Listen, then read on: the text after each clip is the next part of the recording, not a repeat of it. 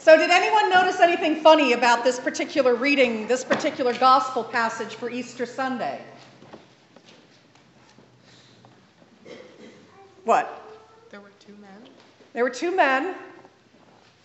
Who wasn't there? Jesus. No, Mary was there. Jesus. Jesus doesn't show up in this story anywhere. Some of the other gospel passages, the one from John where he meets Mary Magdalene in the garden, and Jesus isn't in this one. So we've all come here today to hear about Jesus, and he doesn't show up. What we get are all the disciples, a large group of them. You notice there is Mary Magdalene, Joanna, Mary the mother of James, and the other women with them. Kind of echoes of Peter, James, and John and the other disciples. You get into three named, and then there's another group. And these are the women that have been following Jesus all along. They are noted in the Gospel of Luke at different places. They're the ones that provide out of their means. They're there. They are part of it. And they're part of that Good Friday. They are part of that day when this one that they have been following and listening to and loving and being loved by, when the story doesn't go the way they think it should, when the most awful thing in the world happens. And that is the eve of the Sabbath. Now remember, the Jewish day starts at sundown and goes through the night and into the next day. So if Jesus dies on Friday afternoon, we are just right on the edge of the Sabbath when they are not allowed to do any work at sundown there. So he is hurriedly buried. And the women wait. They wait throughout that awful day, when there's nothing they can do except sit with their grief.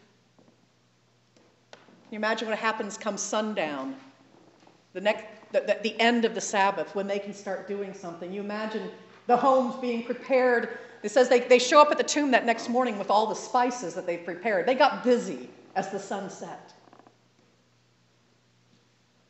Passover always comes at the time of the full moon. I don't know if you've noticed it this week. At night, on those clear nights, when the amount of light,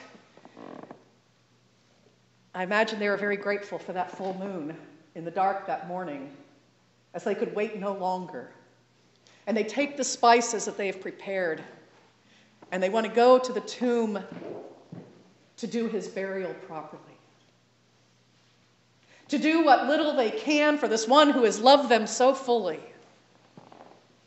And so they go to the tomb, and as day breaks, they get there. And the stone's been rolled back. And they step inside, and there is no body. And they have their hands full of spices, and he is not there, and they are perplexed.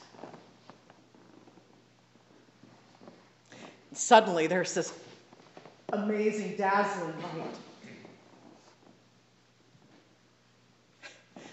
And I'm not going to act it out because once I get down to the floor, I might not get back up. But they hit the ground. It says they bow their faces to the ground. They are full of grief and perplexion. And now this amazing light. What is happening?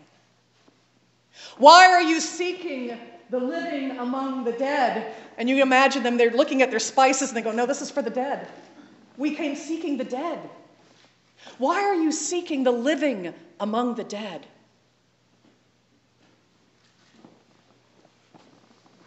Don't you remember? Remember what he said to you. They were there. These women were there as he talked about what was to happen to him. Remember what he said to you while he was still with you in Galilee. How he would be betrayed and killed, and on the third day rise again. And they remember. And all of a sudden, pieces start falling together. These words that he had said before, what does this mean, rise again? You know, it didn't make any sense then. And all of a sudden, here they are with spices to bury a body that is not there, who has risen. And Mary Magdalene and Joanna and Mary, the mother of James, and the other women who are with them run to tell the rest of those who have been following Jesus. And yeah, it's one of those tales that's awfully hard to believe. It sounded just like a fairy tale to them, like an idle tale.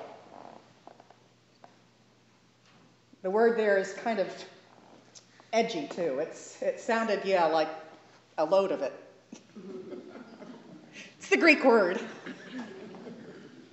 It was nothing to be believed. But Peter, oh, I love Peter. Peter is always a little out there. He's not going to sit back and wait at any point in his story. So he gets up and goes to the tomb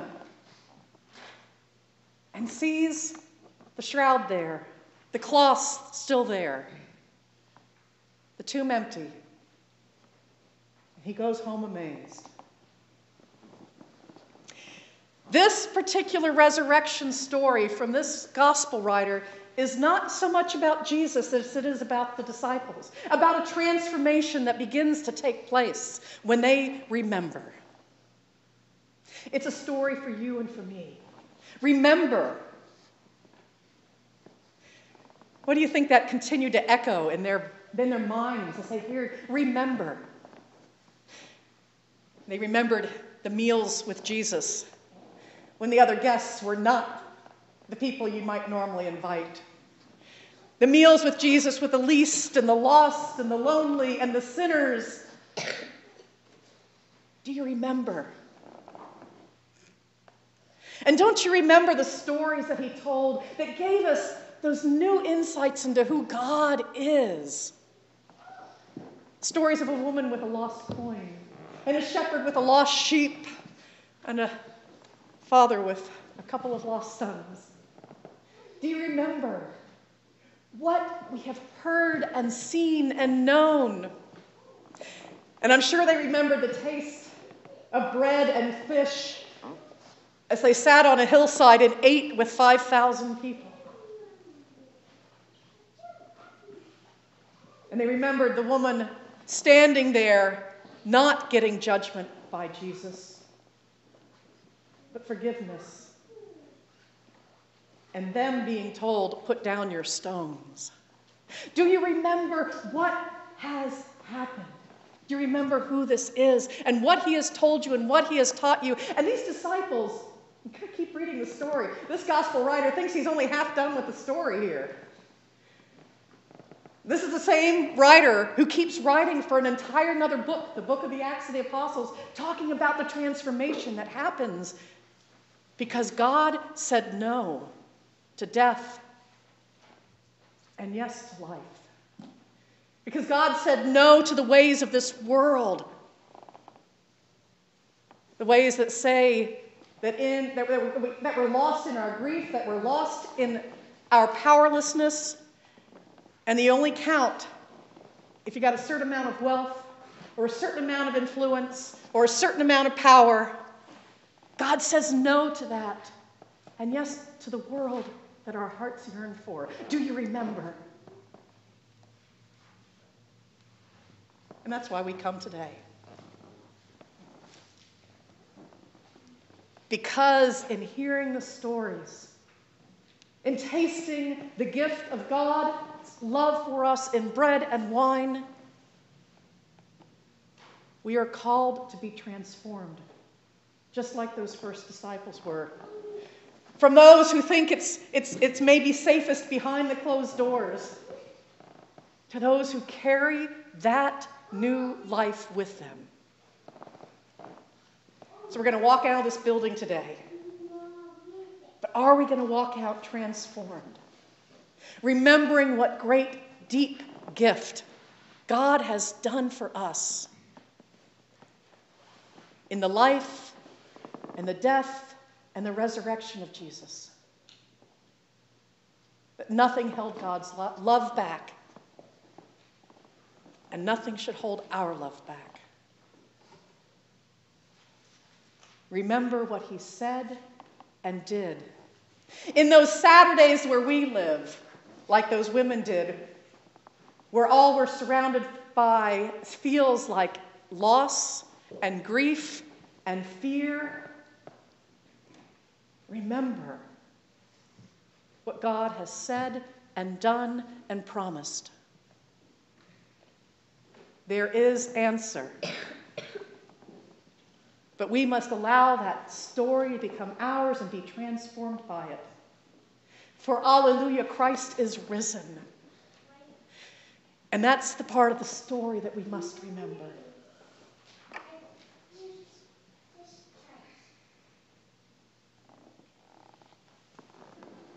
And the story continued.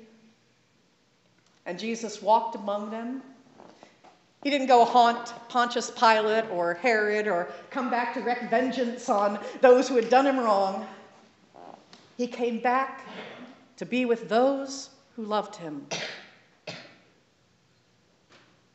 to help their transformation continue to carry that love into the world. Remember God's love. Remember God's life offered for us. And we too can be those disciples, stepping forth, transformed. Not the way this world lives, but the way God calls us. Amen.